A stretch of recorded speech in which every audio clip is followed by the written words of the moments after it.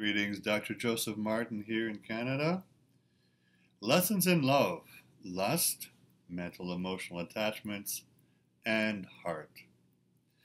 This is a series of very short videos to give us some ideas about what true love can be. And it's around Valentine's Day, but this is an important topic any time of the year, isn't it?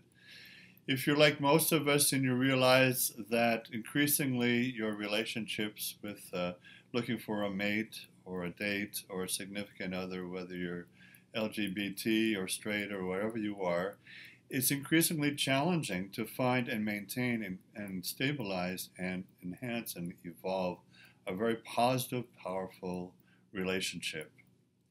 Maybe it's it's increasingly a time of less trust and more confusion on the planet and in relationships and in cities. And maybe it's just the fact that all of us are yearning for something much more than we're getting, and we need something a lot more authentic than the kinds of relationships we've had over many years and decades. It doesn't matter the age you are either. So let's take a good look at all of this now.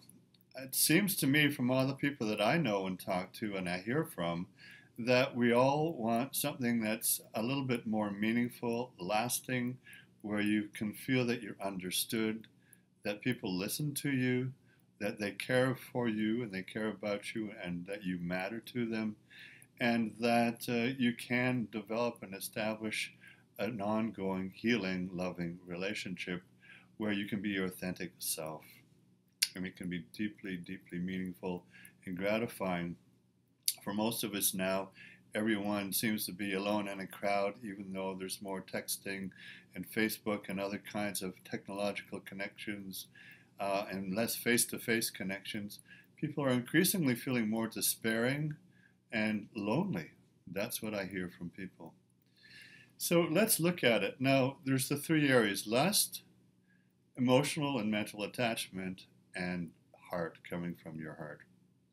A relationship of heart.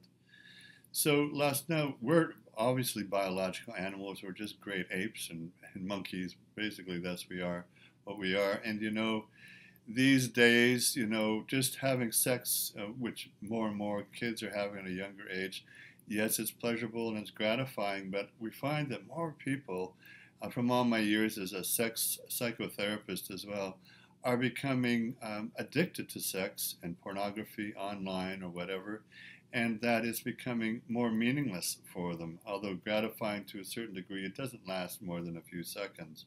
And certainly they're never able to sustain or even start a relationship that's going to be meaningful and last for their life long.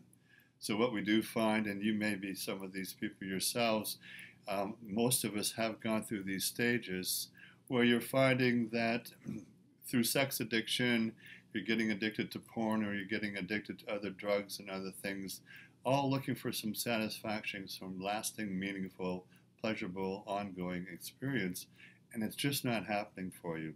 That's why we're doing these videos. As humans, we're much more than just animals in the rutting season who are just having sex and getting off on it. And all this sexting and bullying and these other kinds of things, there's more and more separation between people. Not just between the genders, but between people of the same gender and so on. And there's racism and prejudice involved in this, although there is an increasing amount of cross-cultural marriage and relationships, which is definitely a good thing. So to be truly happy, we have to go beyond just our animal biology and move beyond that to being the part of ourselves with deep psychological needs, deep emotional needs. Now, mind you, many of you probably have gone through a lot of codependent relationships that didn't last very long, and that's probably because you were overly attached emotionally and mentally to the other person. Mostly this is the case because you have some unresolved issues with your mother and your father.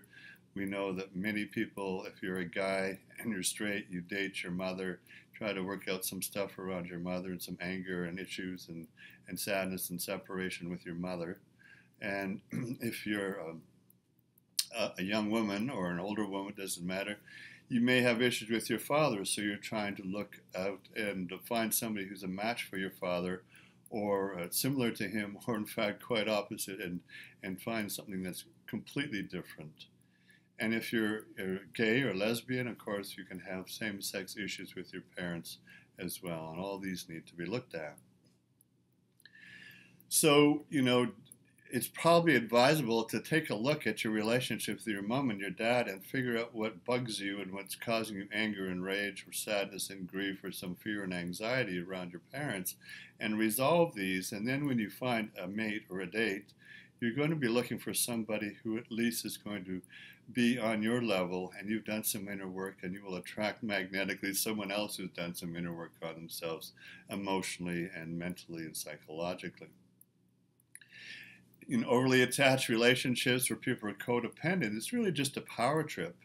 People are just looking for someone to have power over, and sex is always just a power game mostly, even though we're all looking for some deeply intimate, meaningful, emotionally congruent sexual relationships. So it's simply expression of the deep, heartfelt passion that we can have for one another when we mature and grow up.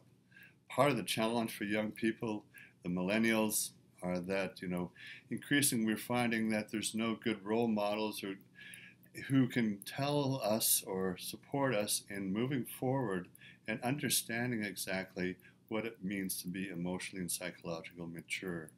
And so therefore a lot of young millennials still, in their late 20s are emotionally at the age of someone in their teen years. Very important to look at yourself and do a little bit of inner work here. Okay, heart. This is where the goal is when you're looking at a lesson in love.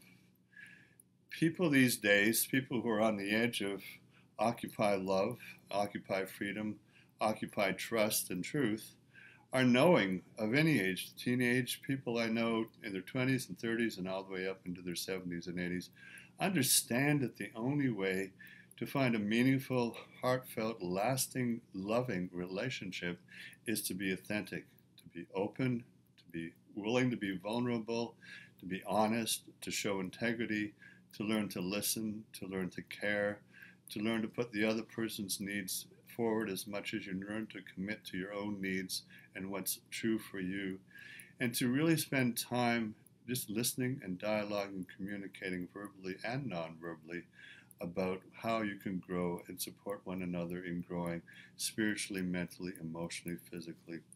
And then have the passion in the heart. Love is about passion. If there's no passion, then that's a relationship maybe that isn't good for you, or perhaps you need to establish or reestablish some deep emotional, psychological, sensual, sexual passion. But it has to be all linked together in the center, which is in the heart. Hope this is helpful for you. Look forward to seeing you again. Soon I'll be uploading some more videos on this very important topic. So stay tuned for some topics like love, loss, and loneliness. Take care, Dr. Joseph Martin. Talk to you soon.